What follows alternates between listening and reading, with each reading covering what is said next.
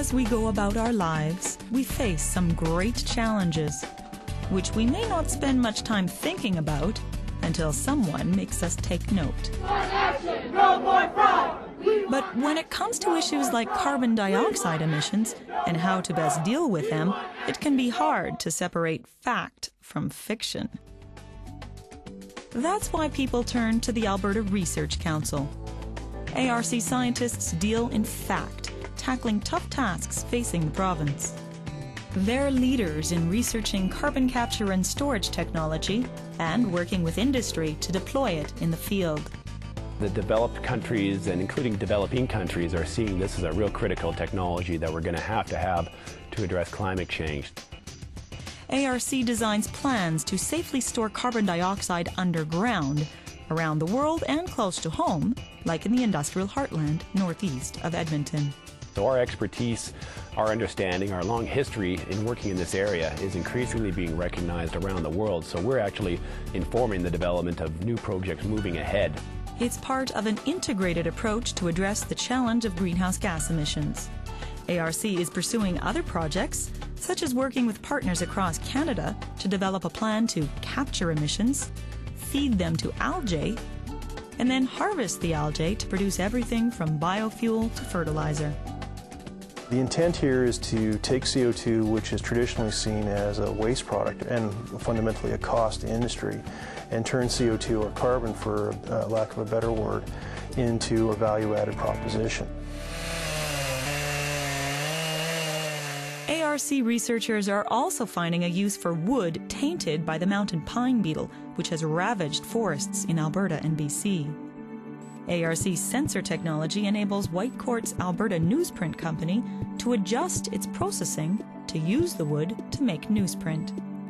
ARC's been with us every step of the way in terms of optimizing our process to ensure we can deal with this fiber.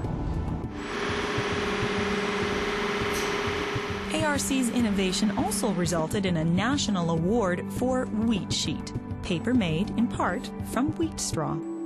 The quality was so good, Canadian Geographic used it for its environmental edition. Well, the wheat sheet really raised the profile of agricultural materials in the modern pulp and paper context in North America.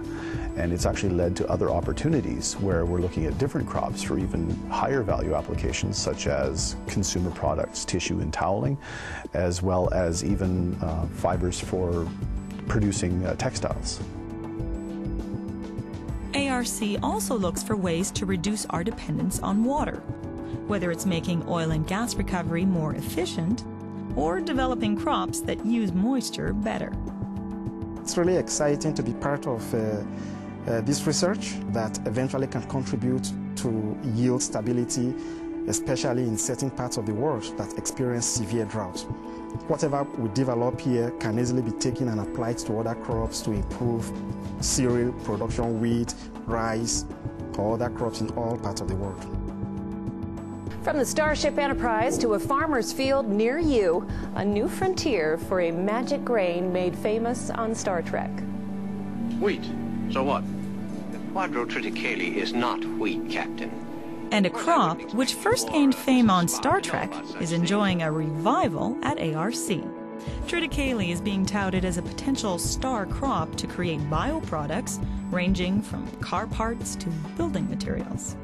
Well, I think you'll see a number of products, probably in the biodegradable plastics area and fiber-reinforced plastics. You'll see those in consumer goods, likely, and also in some construction materials, various things like that, and even some things that you may not be able to see, especially chemicals that would normally be derived from petroleum products, would start to be coming from these renewable resources here.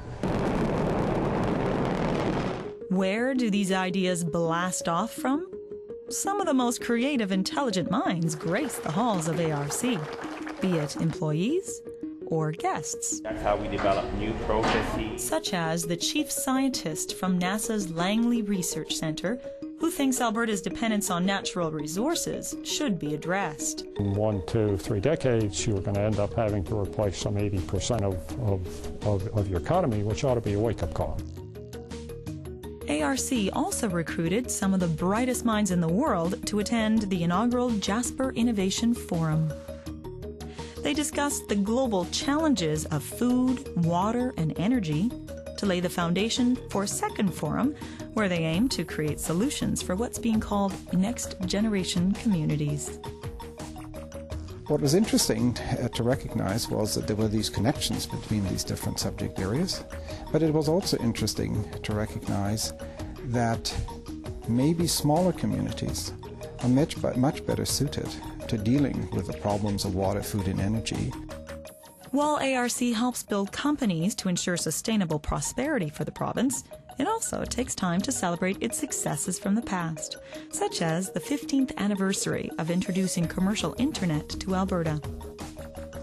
With the Research Council, when they told us the day that the decision had been made, they were able to get that information to us really quickly, that the internet was now available for commercial resale. We were all over that. A growing number of people are taking note of the value of ARC's market-driven agenda. The province is taking a bite out of the mountain pine beetle. Sensors created at the Alberta Research Council help detect inferior wood chips as they pass by. The Alberta Research Council knows firsthand the benefits of attracting innovative and dedicated researchers. The University of Victoria's Technology Park is welcoming its newest tenants. The Alberta Research Council is opening its first BC-based office. That's really what we're after, is to broaden the value-added side of it, broaden the technology, commercialize it here in Alberta, and then sell it to the world. It's a tremendous, really tremendous organization. The focus on companies is a great reinforcement of what ARC's been trying to do all along, and that's kind of neat too. But we all know that really that's where wealth comes from. We're thrilled about some of the developments that are occurring nationally with our partner organizations around the country. It's allowing us, I think, to move to a new level nationally and play a much stronger leadership role there. We're seen to be a real contributor to the future of Canada, not just to the future of Alberta. Despite the challenges ahead, ARC employees have fun along the way. It seems to help spark their creativity. ARC social events are not only popular, they create a lasting impact in the community. Employees were honored with the Premier's Award for their contributions to the United Way. Whether it's their generous spirit or their innovative work, the people at ARC are making a difference in the lives of Albertans.